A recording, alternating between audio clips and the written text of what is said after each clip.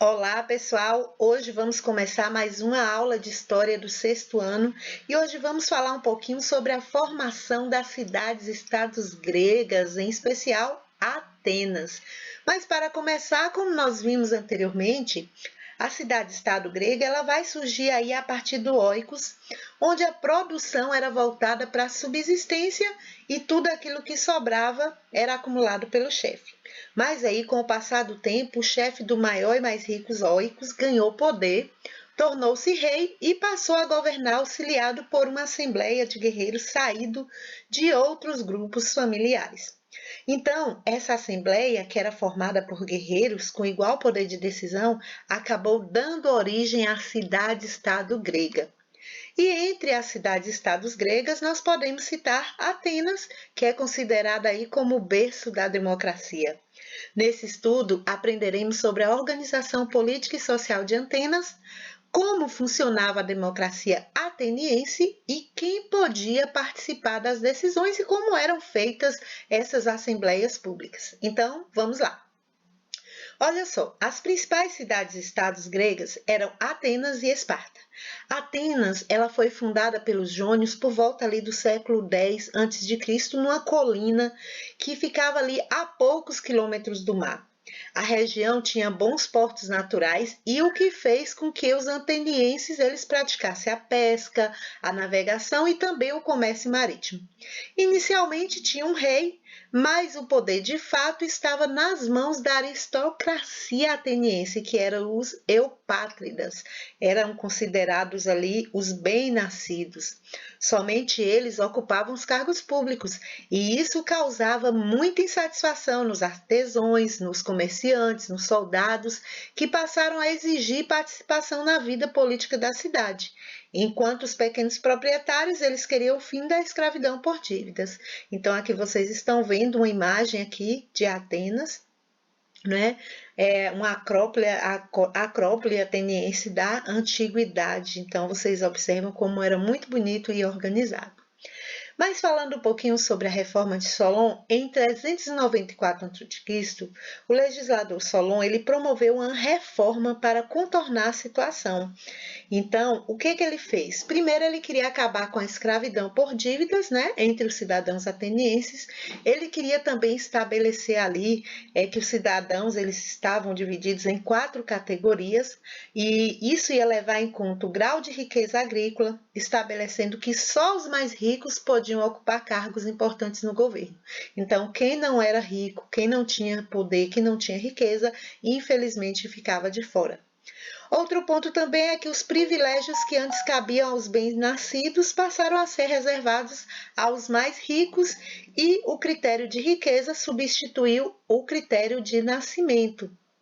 Mas, apesar dessa reforma, a terra continuou concentrada nas mãos de poucos e a participação política era reduzida. Com isso, os conflitos sociais continuaram aí muito violentos.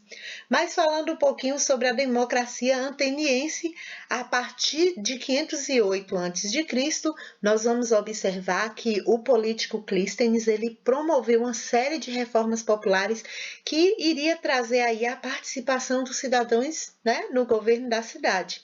Nascia então assim a democracia ateniense. E quando eu falo de democracia, pessoal, democracia é a junção de demos, que é o povo, e kratos, poder. Isso é poder do povo. Os principais órgãos da democracia ateniense eram a Assembleia do Povo, que chamava de Eclesia, e o Conselho dos 500, que era chamado de Bolé. Então, aqui vocês estão vendo uma imagem onde está representando aí a democracia, a eclesia, os cidadãos, e vocês vão observar que aqui na democracia nós vamos ter aí os poderes judicial, o poder legislativo e também o poder executivo. A Assembleia do Povo, como eu falei para vocês, a eclésia, votava as leis, escolhia os magistrados e decidia em que gastar o dinheiro público. Dela fazia parte todos os cidadãos que eram homens livres, que eram também pais atenienses, né? O Conselho dos 500, ou Bolé, preparava os projetos para serem votados pela Assembleia do Povo. Era formada por 500 cidadãos escolhidos por sorteio e esse sorteio era feito anualmente. Tanto os ricos quanto os pobres, eles podiam ser eleitos. E os projetos aprovados pelo Conselho eram postos em prática pelos estrategos, 10 cidadãos eleitos por um ano. Todos os cidadãos, não importando a profissão e nem a situação financeira, podiam participar diretamente do governo. Daí se dizer que a democracia ateniense era direta e aberta a todos os cidadãos. Agora, falando um pouquinho sobre Clístenes e ostracismo, o legislador Clístenes, ele criou o ostracismo, que consistia em expulsar da cidade por 10 anos qualquer pessoa que representasse uma ameaça à democracia. Então, não se pode esquecer, no entanto, de que a democracia ateniense não era para todos. Em Atenas, apenas os homens livres, filhos de pai e mães atenienses e maiores de 18 anos eram considerados cidadãos. Os escravizados, as mulheres, os estrangeiros, chamados em Atenas de metecos, eles não eram considerados cidadãos e, portanto, não tinham o direito de participar da política. Então, como era feito o ostracismo? Olha só, o nome do candidato ao ostracismo eram escritos em um pedaço de cerâmica chamados ostrakon, que em grego significa, como eu disse, queria expulsar aquelas pessoas, então vem o nome ostracismo. Em seguida era feita uma votação e quem recebesse mais votos dos cidadãos era ostracizado, ou seja, ele era expulso. Então, essa palavra grega, ostrakon, ele estava diretamente ligado à expulsão. Falando um pouquinho sobre o século de Péricles, a partir de 450 a.C., Péricles ele liderou Atenas e realizou aí grandes políticas como o Paternon e a Acrópole. Ele promoveu a reconstrução da parte alta de Atenas, que havia sido destruída pelos persas, e também aperfeiçoou a democracia criando um tribunal popular. Esse tribunal popular ele era composto de 6.000 cidadãos cujos membros eram eleitos por sorteio e ocupavam o cargo por um ano. Eram responsáveis por julgar toda espécie de causas e, após o término do seu mandato, os membros do tribunal eram substituídos por outros, eleitos também por sorteio. Olha só, esse rodízio era uma característica importante da democracia ateniense. Nesse tribunal, o júri era juiz. Péricles, então, instituiu uma remuneração para que mais pessoas pudessem participar da eclesia.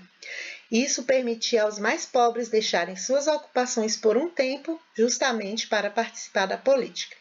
O tempo em que Péricles liderou Atenas ficou conhecido como o século de Péricles.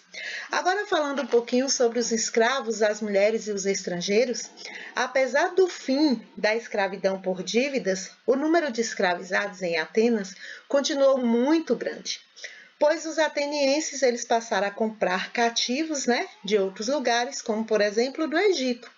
Os escravizados eles faziam vários tipos de tarefa. Os homens, por exemplo, cuidavam do gado, carpiam a terra, plantavam, colhiam. Já as mulheres moíam grãos, fiavam, teciam, cozinhavam e cuidavam também das crianças e da casa dos seus donos. Os metecos, que eram os estrangeiros, trabalhavam com o comércio e artesanato, além também de cumprir serviço militar em Atenas e pagavam impostos. Então, agora que vocês já sabem um pouquinho sobre Atenas, vamos exercitar o que aprendemos? Primeira questão: quando a cidade de Atenas foi fundada e como ela estava organizada? A segunda questão: aponte as principais propostas da reforma promovida por Salom em Atenas.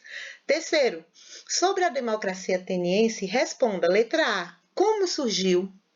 Letra B, qual o significado da palavra democracia? Letra C, quais eram os principais órgãos da democracia ateniense e qual a função de cada um deles? Letra D, o que era o ostracismo? Quarta questão, quais foram as principais realizações de Péricles no período em que governou Atenas. E a quinta questão, na democracia ateniense, nem todas as pessoas eram consideradas cidadãs. Então, quem tinha o privilégio de ser considerado cidadão e que pessoas eram excluídas do direito ao voto e à cidadania.